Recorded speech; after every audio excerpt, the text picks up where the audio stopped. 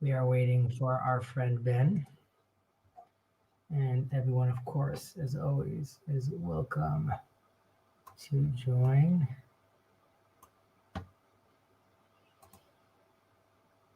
And the link is out. We're waiting for Ben. I'm sure he'll be here shortly.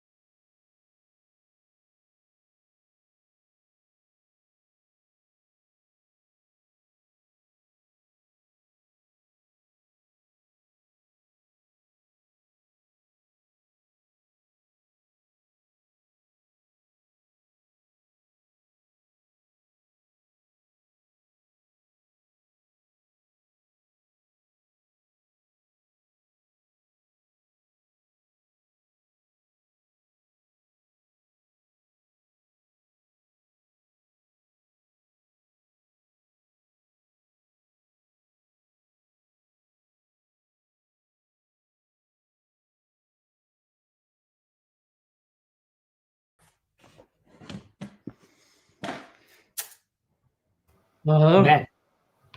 Hello, sir. How are you? I'm good. How are you? Praise the Lord. How is Naphtali? Naphtali is good. He's doing pretty Naphtali well. is, that's good. It's a midday nap. It's a midday nap. I mean, yeah, he still takes like 5 naps a day, right? I mean, like he still sleeps a lot. Even though that changes, so I think like soon there will be a lot of changes with his sleeping. Yeah. But for now, yeah, he naps a lot during the day. There's this comedian that was talking about how people give advice to parents, like, oh, you should nap when the baby's napping. Mm-hmm. Right? And he's like, oh, great idea. Now when the baby's napping. He's like, great. And then I'll do dishes when the baby's doing dishes. Yeah. I'll do like it's like just not a realistic thing that people talk about. But napping is good. I'm almost there. I'm almost back. It's been a few years since I've had a nap, but my youngest is almost there where she could just chill by herself. Yeah. All right. Besides that, successful week, productive week. I think so. It's been a good week. Time moves fast, so I need to have a moment to reflect on it and see what happened. But yeah, time moves very quickly. Mm-hmm. I sent Gilad a message on Discord a few weeks ago. We were talking, and I told him we were talking about Israel, and I said, we'll see. I have a feeling this Trump thing with regards to maybe moving, some of the Gazans out of Israel, like relocation. And he's like, yeah, we're not getting into a discussion that's just like not realistic. So I wrote to him this morning. I'm like, I don't know. He's like, oh, do you want to discuss? I'm like, no, let's wait till it unfolds a little. But I was last night I was learning in the kollel in our new neighborhood, and I didn't do it because my brother was learning with his son, but I was reading this thing from Marot about Rav Kook. Mm-hmm. And I know Jacob is also on his own thing with Elon Musk right now, basically like firing everyone and optimizing, so to speak, the government. And even, I mean, the war, Trump, AI, there's this new documentary now about the aliens. It's just, when change happens, it happens extremely quickly, and like it gets very intense, and like, I don't know. One has to be, again, careful about these things, but yeah. Very, very interesting times. Mm-hmm. For sure. So, okay. So last week we and today we're going to be finishing. Please God, we're finishing chapter 4. We were talking about Maimonides was focusing on don't look at those righteous people that do end up leaning towards more extreme behavior. Right? It's more specific. It's more for them. They're doing it in order to. Oh, sorry, I just removed it. They're doing it in order to get find this balance, right? And ultimately that's what he's talking about. We need to be finding this balance. We spoke about that was challenge and his answer to that. We then spoke about how Maimonides says that ultimately the Torah already gives us the tools, right? Built into the commandments are it's inside the operating system is already a counterbalance sort of there to regulate you. And we gave moderation tool. Right, exactly, of shichacha and leket and pe'ah and like all the tithing I need to give and how much of my land I'm actually giving up. And this is already showing how you built into the system. You have to be giving. You have to be thinking about the poor. You have to be thinking about the other. And we talked about not wanting vengeance. We challenged that with talking about vengeance. Moses is being told to get to exact vengeance from the Midianites. We discussed the concept of hate. We broke that down a little, being the hate in the Bible and the Maimonides hate that he talks about here and alludes to here, and then he discusses more in the 6th chapter with regards to evil. And we spoke about this already in previous chapters about evil is more of like a spectrum. So as hate is on a spectrum, right? It's really just like lesser love. We gave an example, I believe, from Jacob, Leah, and Rachel, or how the verse talks how he loves Rachel. And he loves Rachel more than Leah. But then the next verse we says God sees that Leah was hated, right? And really the hated means that she was loved less, right? So we saw that these things were relative. I think that's most of the things that we discussed. You could go back. Where do we start? No, that is where we ended up. Do you want to just scroll back for a second? Talking about tourism. All right, enjoying things in the world, right? We said that ultimately God wants us to enjoy things. We gave an example from our previous chavruta of Pirkei Avot of Pat B'Melech Tochel, right? Ultimately, like to learn Torah, even if you have to sleep on the ground and eat like a poor man's bread, this is what you need to do. And then we spoke about how the sacrifice, right? It's not the ideal, right? The Torah doesn't idealize the suffering. Rather, we're just saying this is something you need to do. We gave examples. I believe we gave examples about Yom Kippur, right? How at the end of the fast, we end up having a meal, which is like a Sudat Hodaya, right? It's not about the fast itself. Rather, it's the fact that now I'm holy. I can eat in holiness, right? That's what I wanted to do. And I think we ended with the example of Manitou. I think where Manitou says it's about the chuppah, right? The canopy, the marriage canopy being a place where, because we're talking about enjoyment, right? We're talking about that ultimately, Maimonides still, it doesn't say you can't enjoy life.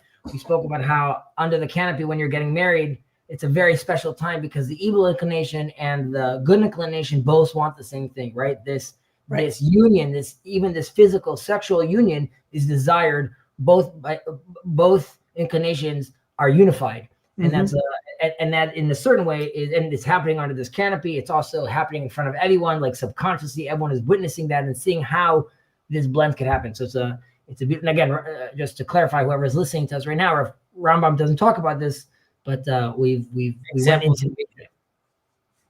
Yeah. Okay. All right. Weiter. Let's scroll down. Okay. הנה התבאר לך מכל מה שהסגרנו בזה הפרק, שצריך לכוון, אלו הפעולות הממוצעות, ושלא יצא מהן אל הקצה מן הקצוות, אלא על הצד הרפואות ולעמוד כנגדו בהפך, כמו שהאדם היודע במלאכת הרפואות, okay, again, classic Rambam, right, plugging his profession, כשיראה מזגו שנשתנה מעט שינוי, לא ישכח ולא יניח החולי להתחזק עד שיצטרך אל רפואה חזקה בתכלית. וכשידע שעבר מעבריו חלוש, ישמרו תמיד ויתרחק מדברים המזיקים, לו ויכוון למה שיועילו עד שיבריא העבר ההוא, או עד שלא יוסיף חולשה. כמו האדם השלם, צריך לו שיזכור. מידות תמיד וישקול פעולותיו ויבחון תכונות נפשו יום יום. וכל מה שיראה נפשו נוטה לצד קצה מן הקצוות, ימהר ברפואה ולא יניח התכונה הרעה להתחזק בשנתו מעשה רע, כמו שהזכרנו. וכן ישים לנגד עיניו המידות הפחותות אשר לו, וישתדל לרפאותם תמיד, כמו שזכרנו, שאי אפשר לאדם מבלתי חיסרון, שהפילוסופים כבר אמרו, right, Aristotle, כבד הוא ורחוק שימצא מישהו בטבע למעלות כולם, right, someone that had this ready from birth. רוצה לומר למעלות המידות ולמעלות השכליות, מזומן ומוכן, אבל בספרי הנביאים נמצא זה בהם הרבה.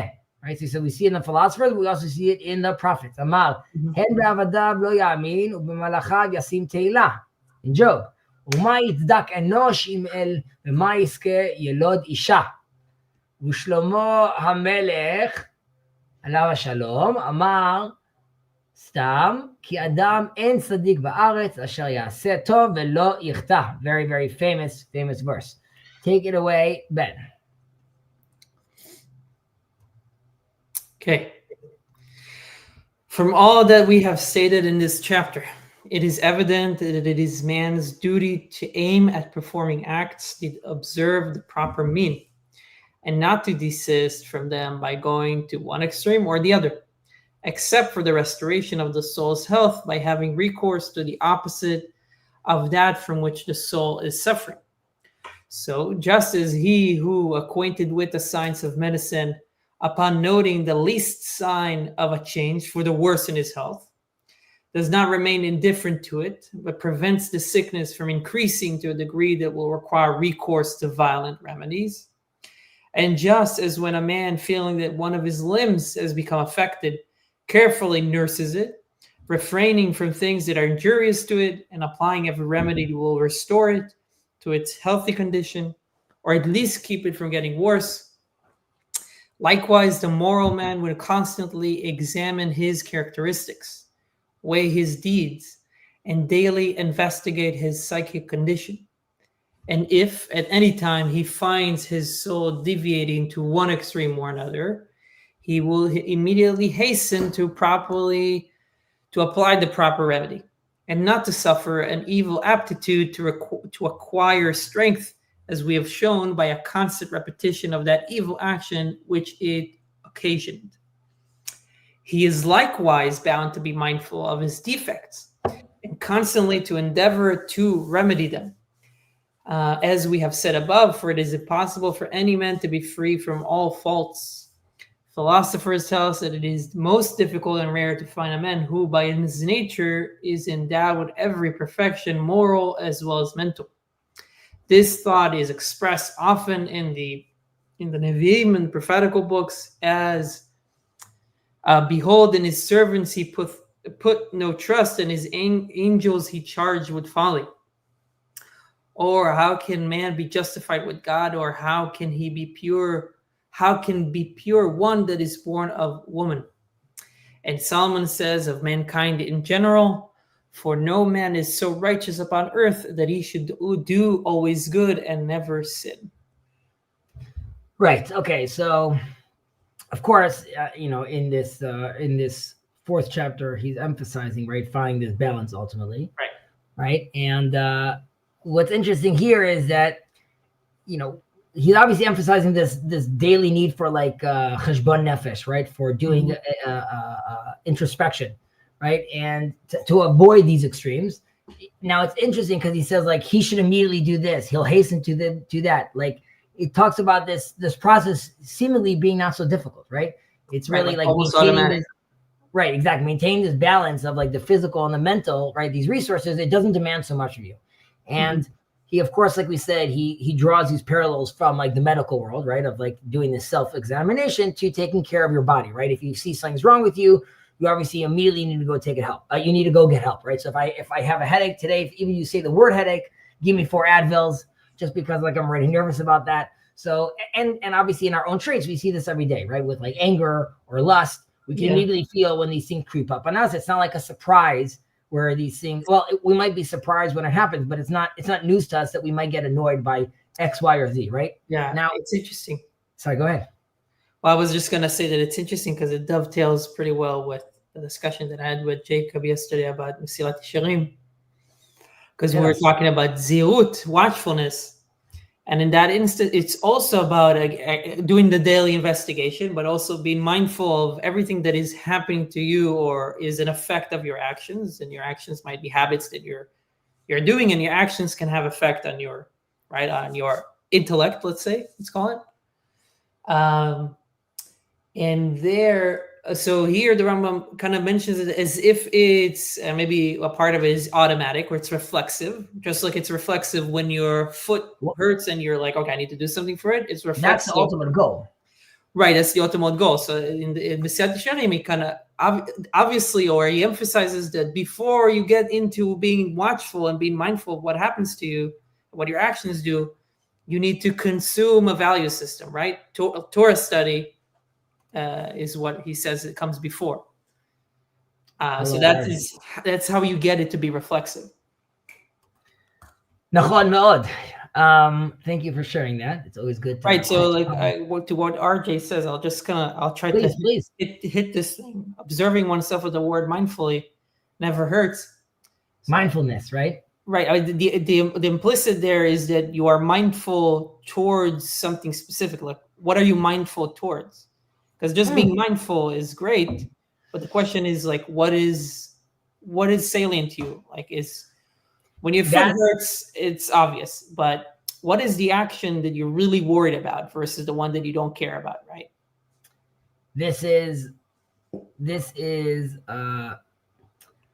we're going to touch upon this on the 6th chapter, on the 5th chapter, next chapter, really, which is like, once I rectified all these things, what am I aiming it towards, right? Like, we're going to see, like, it's a real question. If it's a very specific thing, it's not going to be all encompassing, right? And there's a sense where, like, I have to find the most high to focus on, and through it, everything else gets affected. But we'll get into that. But yes, obviously, what you're being mindful about, of course, this matters. Green Soul, hello, welcome. I hope all's well. We're glad you're here. Upcycle Harris, as a kef to have you here as well. As a kef means so fun. What a pleasure to have you here as well. We are blessed to have all of you here. All right. So, right. Okay. So it's important when we're continuing this, though, because I was just thinking about this, as I mentioned, like the spectrum again, which is the feeling of lacking, or definitely as far as my manner is considered, is part of being human, right? This is not like a flaw, but this is, like we speak often, this is not a bug, but this is the feature of our existence. And like I said, in the 6th chapter, we talk about this more, about how the evil inclination is actually, like, it's essential to our identity. You could look at it as, and we've played around with this, you and I, with like evil being there before the fall, or like it's because of curiosity, or like, of busha, of embarrassment, right? Of lack of confidence. But it's also, you could also look at it as evil, sort of the core. In its core, it's really the love of the world, of nature, right? It's like this force of life that could be amazing, that we have, that we want to fully be vitalized by nature around us.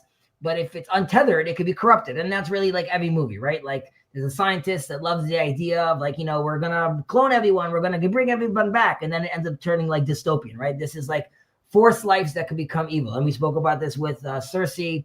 We gave the example that Rav Kook gives, that we find these tremendous powers in incest, right? We gave the Jaime Lannister and Cersei example, where, like, this feeling could be amazing, obviously could be corrupted ultimately, right? So Maimonides is really, he brings like supports both to this idea, to this concept, from the philosophers and the prophets, right? Like we said, he mentions like Aristotle over here, who's like saying that rarely someone's born with like possessing all the virtues naturally, right? His own like muskalot.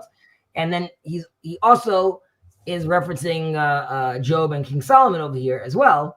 Now, just as a footnote, because he mentions prophets, according to the Gemara, according to the Talmud,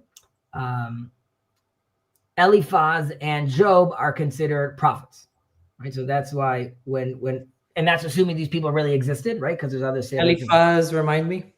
Eliphaz is one of the friends of Job. That gives him, sort of discussing the evils and what's happening in his life and how to sort of look at this. And Maimonides this is a side note, Maimonides happens to mention, that Eliphaz's advice to Job was actually correct, even though it doesn't matter, because when someone is in sorrow and suffering, you don't he's not there to actually hear your lesson, right? You have to just be there for him. It's not the time to rebuke him. But regardless, the quote that he mentions is Eliphaz over here, as he mentions the angel over here. He's saying that even the angels, right, the celestial beings themselves are not perfect in God's eyes, right? So by doing so, he's really emphasizing the imperfection in all creation. It happened to be like in the verse after that, he uses a term, I believe, called it's a very interesting term. I'm forgetting the exact pronunciation. You could check on Sfaria, but Shochni Beit Chomer. Let me check this out for a second. And Job? Yeah, the next verse. What verse is this? 4:11. Oh, you're on Sfaria already. You might open, 4:19. Okay. Av Shochni Beit Chomer, right? How much more does who dwell in the house of clay, right? A house of clay. That's what I was thinking about. That's what he calls humans, right? A second ago, he calls out the angels, right? And definitely the humans, right? The humans are in this house of clay. How am I going to relate to them ultimately? Nevertheless, right? He knows that we are in fragile structures, right? So there isn't this demand that we need to be perfect. And then ultimately, he brings this verse from Shlomo Melech, from King Solomon, Ki en tzadik ba'aretz asher yaseh tov v'lo yichta. Right. So this is a crazy verse, because you're saying over here, it's a very strong assertion about the nature of the righteous person, right? That he doesn't sin. Right. Now when I say we, I'm saying the collective, we know that Maimonides in Hilchot Tshuva, he really explained that the tzaddik doesn't mean someone that's completely free of sin, right? But it's someone that actually he has more good deeds, more merits than transgressions, right? So it's really like a balance, and we need to actually look at this distinction in this verse, because usually people like to say, and I sometimes say this as well, "En tzaddik ba'aretz shelo yichta," right? That's what I'm used to saying, which is there's no righteous person who doesn't sin. But it actually says there's no righteous person who does good and doesn't sin, right? Yeah. Exactly. So this is really emphasizing that the righteous person who's actively doing good, right? He's doing good within like the rigid constraints of this world, right? Of the olam hazeh. And even as the highest level of his goodness, it still sins. It still misses the mark. And in comparison to like the highest ideal, right? Like the maximum possible good ultimately falls short when you're measuring against like the greater good of like God, right? We're locked into this world of time and space, and there's a greater ideal out there. So even the good that he's doing, again, according to some interpretations, this is still, it doesn't mean that he doesn't sin. It makes me think that, I mean, the involvement in, you can say it in a way, like the tzaddik's, the righteous person involvement in the physical, of necessity pulls them down to an extent.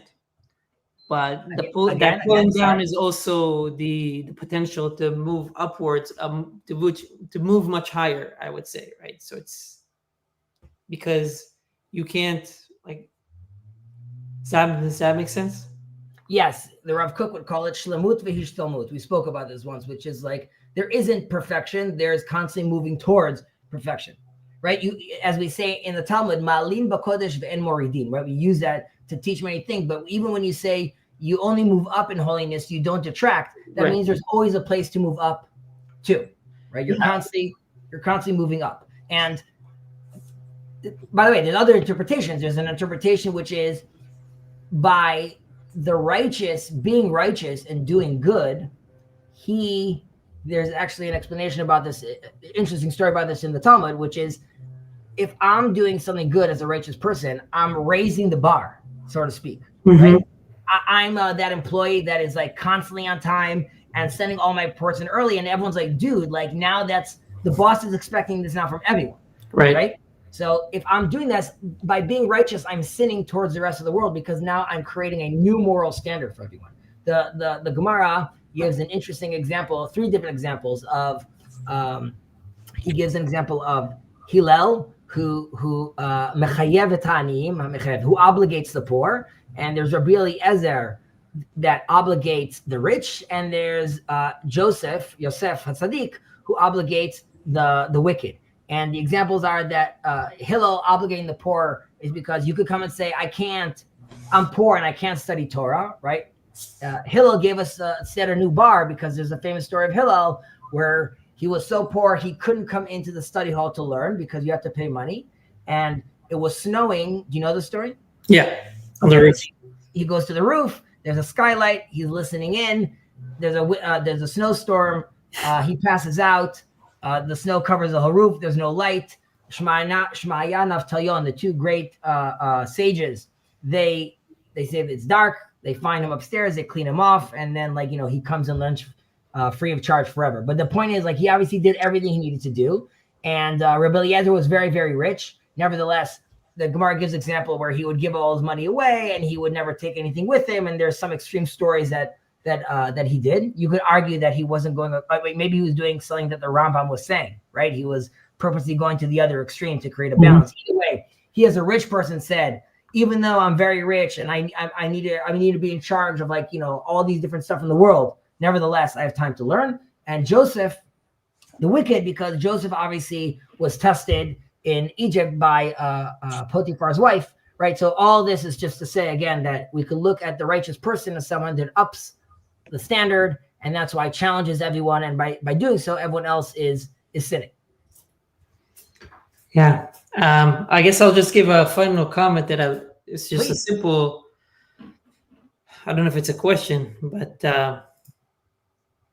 it's just interesting that the Rambam kind of tries to hit this thing where he's letting us know, or he's letting somebody know, or a group of people know that we're not perfect. And in a way, it's why does he need to tell me that? It will seem obvious to me that obviously there are things that I need to improve. And I would think that for most people, they wouldn't think, well, I'm perfect. So it seems like it's just interesting that he feels the necessity to really emphasize this.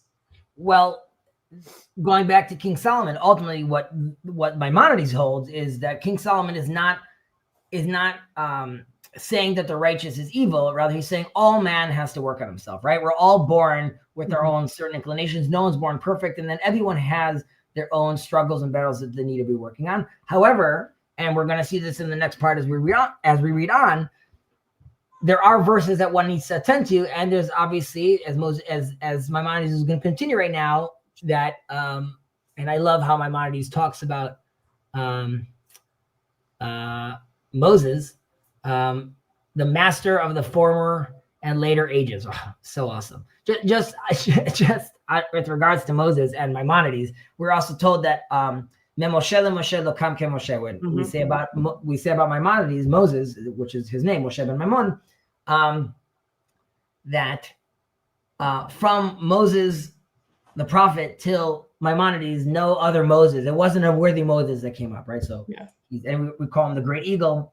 As we all know over here, definitely in Jacob's Little Corner, we're all big fans of Maimonides. But when Maimonides talks about Melech HaMashiach, right, the Messiah, because there's some that say the Messiah is even greater than Moses, and Maimonides comes and says no, he's not.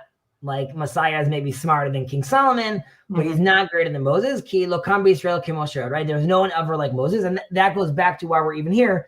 Oh, so maybe he didn't sin, right? Because then there are some people that can't sin. So this is the example that we're going to use, or that Maimonides is going to use.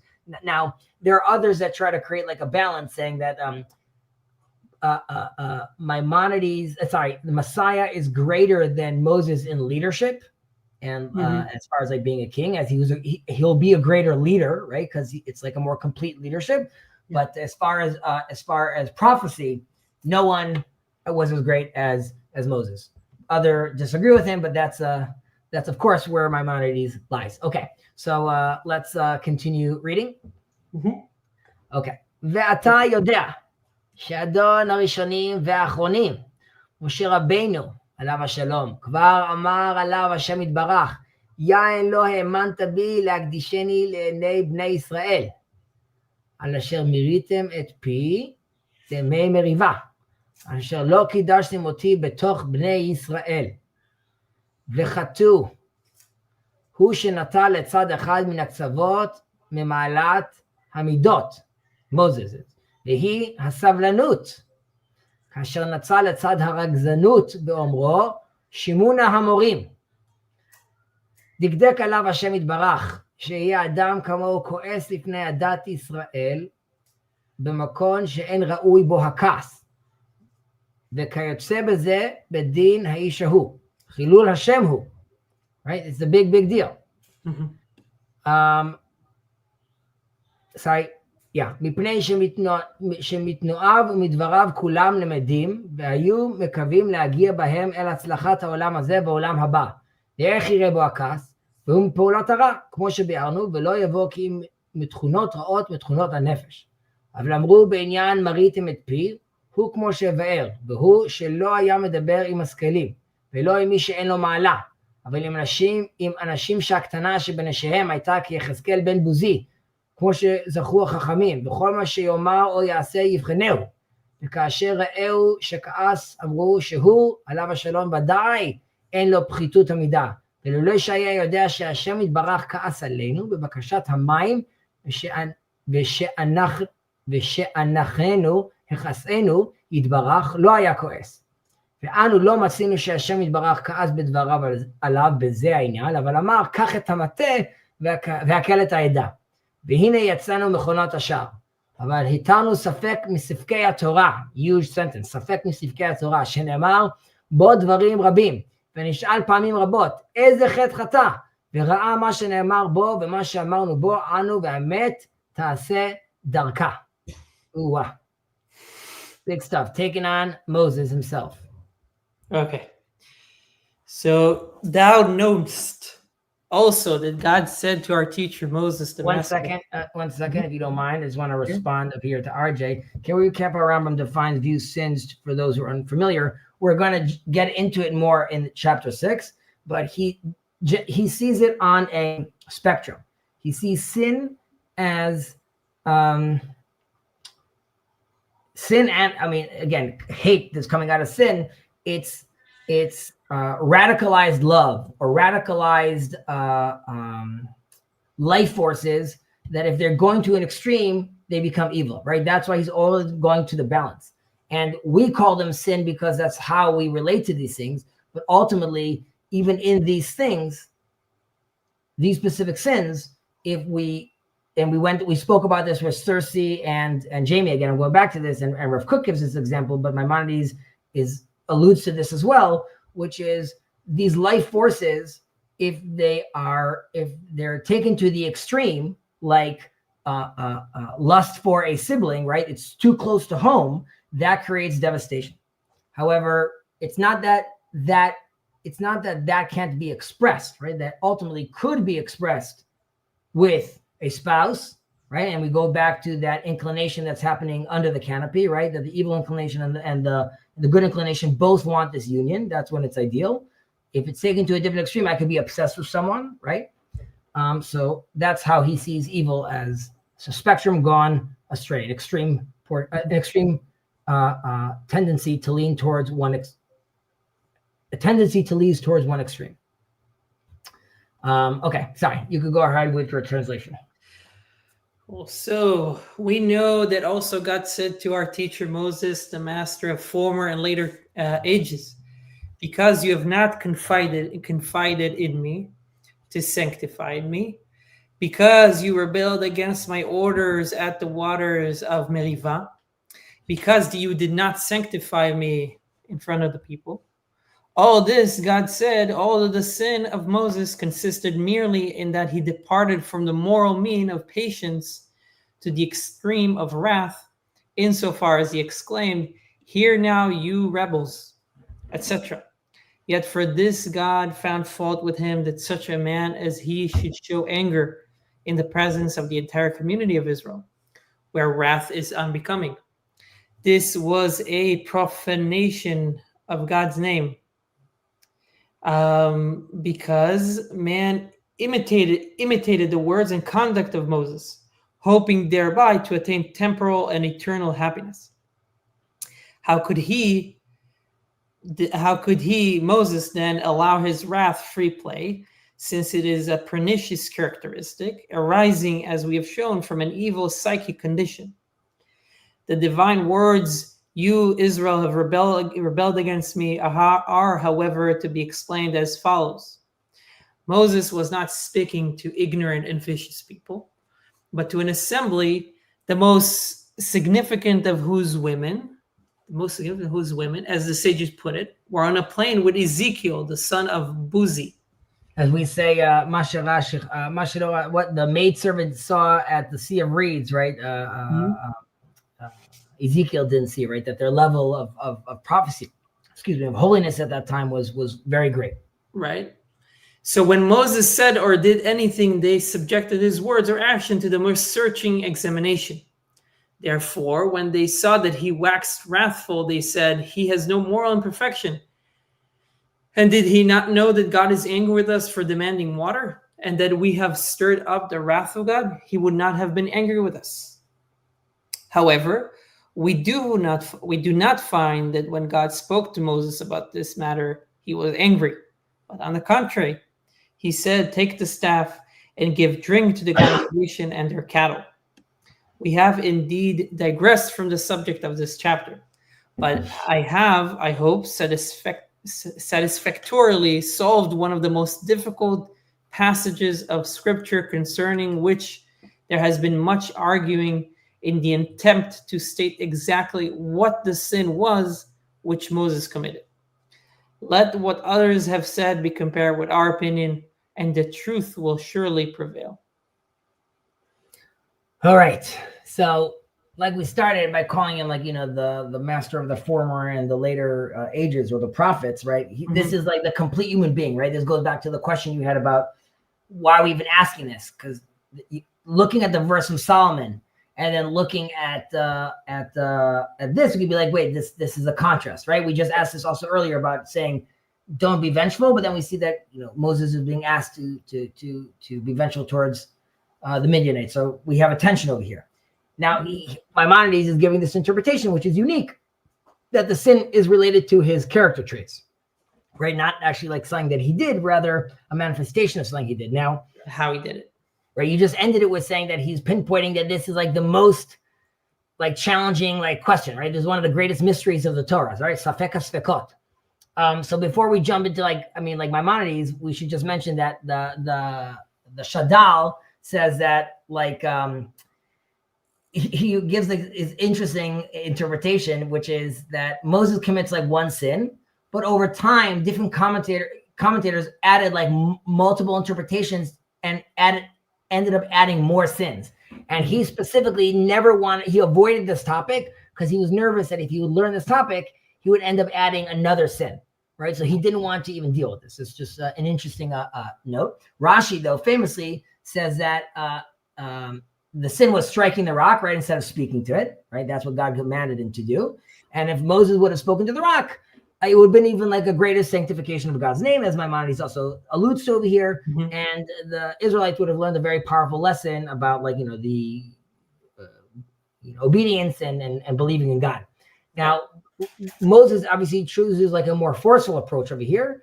And this is also a reflection of his like frustration, right? And like maybe even like a slight tendency also towards anger and not being patient. Now, there's a more interesting approach, which is Yonatan ben Uziel, or it's a tribute to Yonatan ben Uziel, that he suggests that water could have come out from the rock either by speaking to it, or striking it. Right. And if you also look at the verse, it sort of becomes more evident, because why else did he need the staff? Right? Like we know, I'm giving a different example over here. When David, fights Goliath, right? He picks up the rocks, so he knows what he's doing already, right? That's the plan. And then he comes with a stick. Why is he with a staff? And then Goliath sees him and says, "Do you come with me with a stick because you see me as a dog?" And the idea is like that was a diversion, right? But he clearly using the stick. Here too, the stick, God tells him take the staff. Sorry, not the stick, the staff. Right. So why is it even mentioned? So according to Rav Yonatan ben Uziel, there was two options. Now Moses had to choose what method he wants to use, right? Based on the spiritual level of the Israelites. And if they're at a higher level, right? So speaking should have sufficed, but because of their complaints, right? So this is also where we could see potentially Rambam is incorporating the idea of Yonatan ben Uziel, or Yonatan ben Uziel is reading this out of Maimonides. That would be the proper order, which is they're already at this high level, right? This is already towards the end of the 40 years. Yeah. And at this point, like we said, they're higher. They're at a higher level than the prophet, right? But because they're complaining, and he calls them out, right? Shimuna Hamorim. He calls them out on this behavior, and he hits the rock. Because we saw when they left Egypt, right, during the first year, he does have to hit the rock. That made sense where they were in their spiritual level, right? But because Moses' slight inclination towards anger, right, he clouded his judgment and his perception of the Israelites in that moment, and that clouded his vision of their internal growth, and because of that, he reacted poorly. Right. I would also add, as we generally do, that Rav Kook, he adds another layer up to this, right? Which is like there's two types of leadership. I think we might have even spoken about this in the past, maybe in Pirkei Avot, but there's a leadership that imposes authority, and there's a leadership which allow for space to grow. And this is I think we spoke about this once, about the Gemara talking about how the metaphor of Moses is like the sun, and Joshua is like the moon, and how, right, like when the sun is out, right, it dominates all the sky, right? No stars are shining when the sun is out, obviously, and we liken that to Moses's leadership, which there's many miracles happening, and there's a direct divine intervention, like God is super involved, and obviously under this guidance there's almost no room for there to be an individual ultimately. And God is very much involved. But as the Israelites are preparing to go into the land, right, Joshua then, which we then say is like the moon, it's still it's still a leadership role in the night, in the celestial, as far as the celestial skies, but it reflects a more like a more subtle light, right? It's allowing the other stars, and in this case, it's representing the individual Israelites. It's allowing them to shine. And this is really, this transition also specifically in that point shows the shift from really the miraculous top-down guidance from God to the bottom-up approach, right? As we get closer to the land, we need to be cultivating the land and building the land, and really it's the human effort ultimately, which requires initiative from us. God wants to see us strive and do, and he doesn't want to be involved constantly with performing miracles. Right. So that's where the sin is. Again, we just give different interpretations, but the way Maimonides sees it is his judgment was clouded. But I personally like the interpretation that it was both options were open for him. Right. So I guess, I mean, like the Rambam mentions here, it's like a slight digression, but he's trying to show us to an extent, he's trying to show us that there is, that even at that highest level of Moses, you have the way that you, like within your attributes, or the way that you manifest them also matters, or when you manifest them.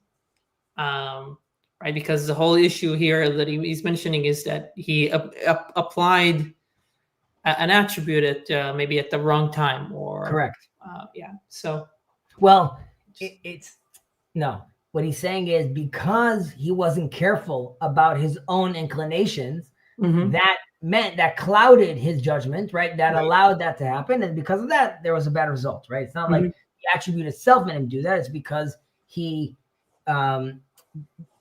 It's not being, because we said earlier, everyone has these issues that they have to deal with.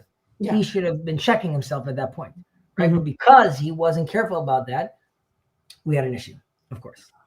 And in our final portion right now, I believe we are concluding, correct? Honestly, yes. Yes, we are here. Okay. Vashuv al kavanati. It's gonna, right, there's a conclusion over here. כי כשיהיה האדם שוקל פעולותיו, תמיד ומכוון אל אמצעותם, right, the magical middle path, יהיה במדרגה עליונה במדרגת בני אדם, ובזה יתקרב אל השם יתברך וישיג אל טובו, וזה הדרך השלם שבדרכי התורה. וכבר זכרו החכמים זיכרונם לברכה, זה העניין, וכתבו עליו ואמרו, כל השם אורחותיו ומשגיח בהם, זוכה ורואה בישועתו של הקדוש ברוך הוא. הוא שנאמר, ושם דרך אראנו באיש האלוהים. אל תקרי ושם, אלא ושם, והשמיים, והשיימה, והיא השיעור והסברה. זה השיימה, היא השיעור והסברה. זה העניין אשר פרשנו בזה הפרק, כולו בשווה. וזה שיעור מה שראינו שצריך בזה עניין. So obviously we're going to expand on this more, but take it away. I wonder if Safari has dikduk here, if they add dikduk. Well, but that sham, yeah, they left us hanging over there. Okay, now let me return to my subject. If a man will always carefully discriminate as regards his action, directing them to the middle path, the medium course, he will reach the highest degree of perfection possible to a human being, thereby approaching God and sharing in his happiness. This is the most acceptable way of serving God, which the sages too had in mind when they wrote the words, he who ordered his course right is worthy of seeing the salvation of God. As it is said, to him that ordered his course right will I show the salvation of God. Do not read Visham, right? Ella, but Vesham derech. Yeah, well, in Hebrew, But in English, Shuma means weighing and valuation. This is exactly the idea which we have explained in this chapter. This is all we think necessary to be said on this subject. by the way, like the tax Shuma, right? Like we have in the tax authorities, we use that word today. Also In the what? In taxes, you use Shuma. Shuma, I don't do taxes in Israel, so I don't know that. It's good. It's easier that way. Yeah. They take everything, 50% of what you bring. Right. So basically what he's going back to his main topic, right? It's like what we explained earlier, right? The initial stage of refining one's midot, one's traits are really, that is the means to attain a chokhmah, right? Wisdom ultimately. And a person wants to do this, right? So I want the forces of my soul, right, not to obviously get in the way or hamper my intellectual pursuits. And what's interesting is what he's stressing over here, that once a person's actually he's achieving this level of true understanding of God, of divinity, right, and God's actions in the world, we were talking about this in the beginning of the stream, about their ethical traits are no longer just tools, right? They actually become an organic. You were talking about this about Mesilat Yesharim. It becomes really an organic expression of their understanding of reality, right? Like, I'm not being patient because I want to be patient. I'm being patient because I'm naturally patient, right? Like if I'm in this state of mind, I'm not acting of kindness, right? Like, because I'm trying to improve myself or to fulfill obligations, right? Being kind is, my mind doesn't mention this verse over here that we talk about in Dvarim about Ve'alachta bedrachav, right? And you should walk in God's ways.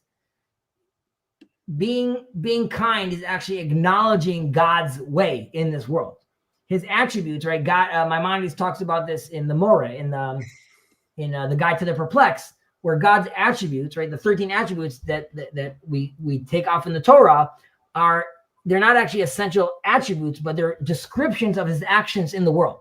And if I'm participating in those actions organically, then I'm participating in God's attributes. Right, like you're embodying them. Yeah, I mean, and this is what we say, right, to our Christian brothers and sisters, which is Banayatem kulchem hayom, right, which is like, as far as being a hypostasis of God, right? We do that. We're all that by made in his image, and we do that by acting and performing in his ways and walking in his ways. I think we'll wait to start